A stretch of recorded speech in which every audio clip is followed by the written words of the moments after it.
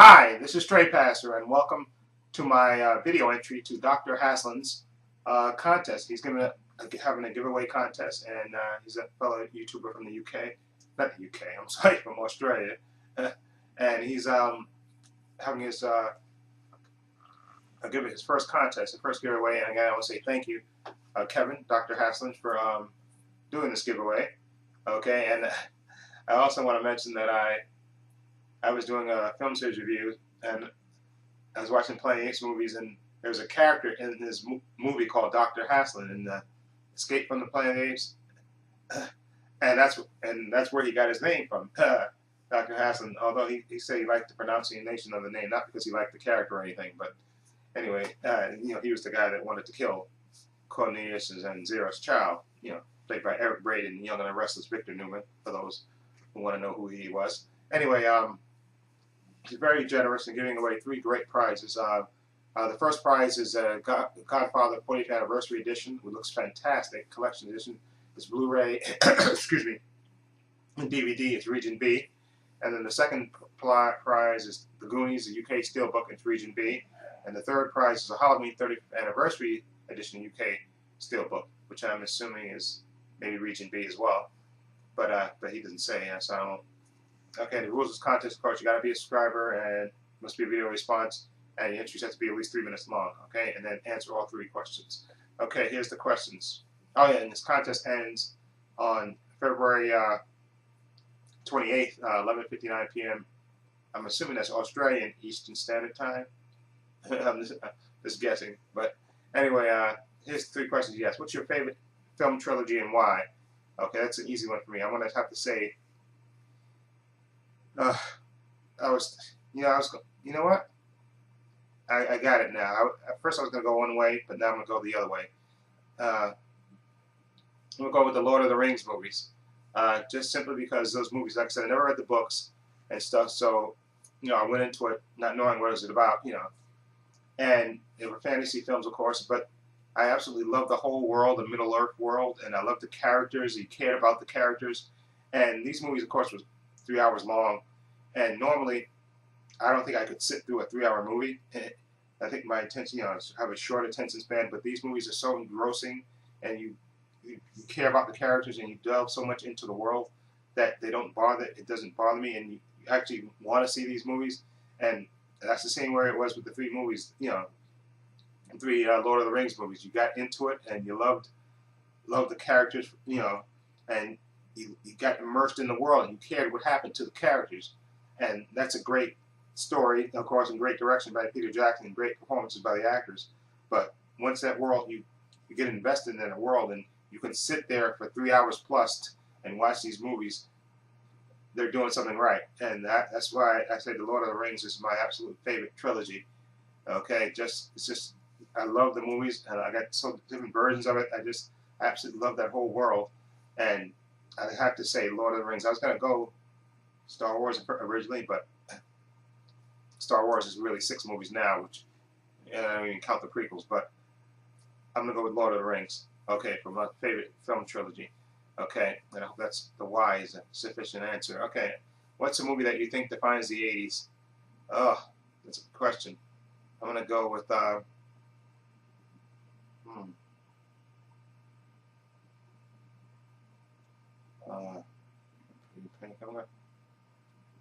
I'm gonna go with not Predator. I was thinking about an action movie, but I'm gonna think it has to be one of John Hughes films. I'm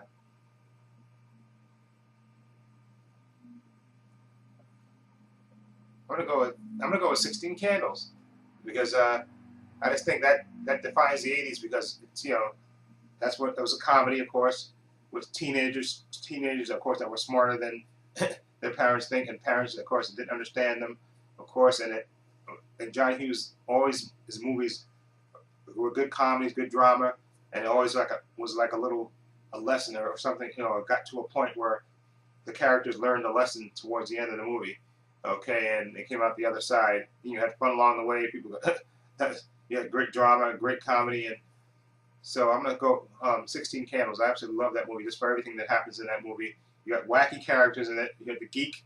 You got the the shy pretty girl who likes has a crush on the teen hunk and stuff, and but he has a boy, he has a girlfriend, and then you have the wacky family members, the Asian Asian exchange student, and that's John Hughes movies like that. They were good. He had a lot of different movies like Pretty in Pink, and I'm gonna say 16 Candles. That was just it's such an 80s movie, just because the time it took place and everything that happened in it.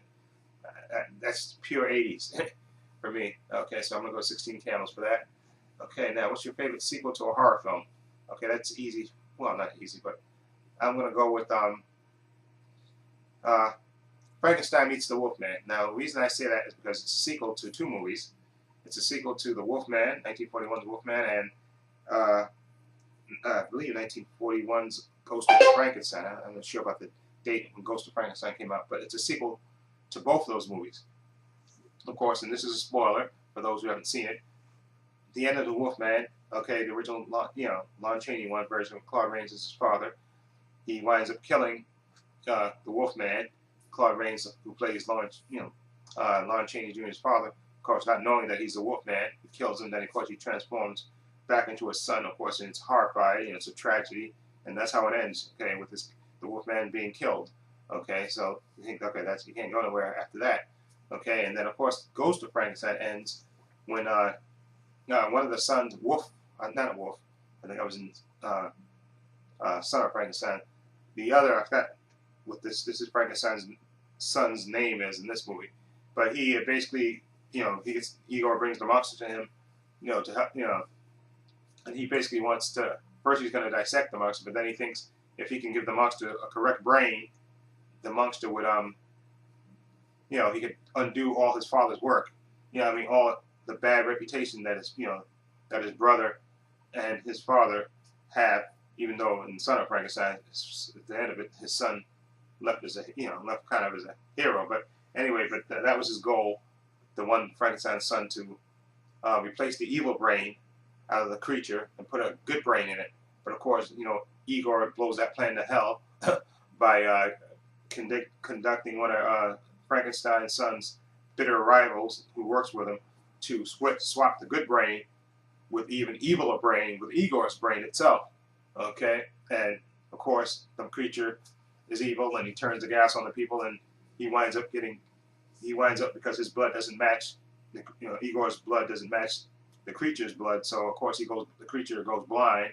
Okay, and basically destroys the lab, destroys the lab in a fire, and he supposedly dies when the house collapses on him. Okay, so then I'm sorry, that's a long way to read the plot, but in the sequel to both those movies, which is Frankenstein Meets the Wolfman is resurrected in a great opening scene, which was a movie that I saw in public school for the first time, after school, where the Wolfman gets resurrected. He's dead at the end of Wolfman, but this movie, grave robbers disturb his tomb, of course, on the full moon, and they take off the wolf's bane, and then he, of course, because he's immortal, he gets resurrected.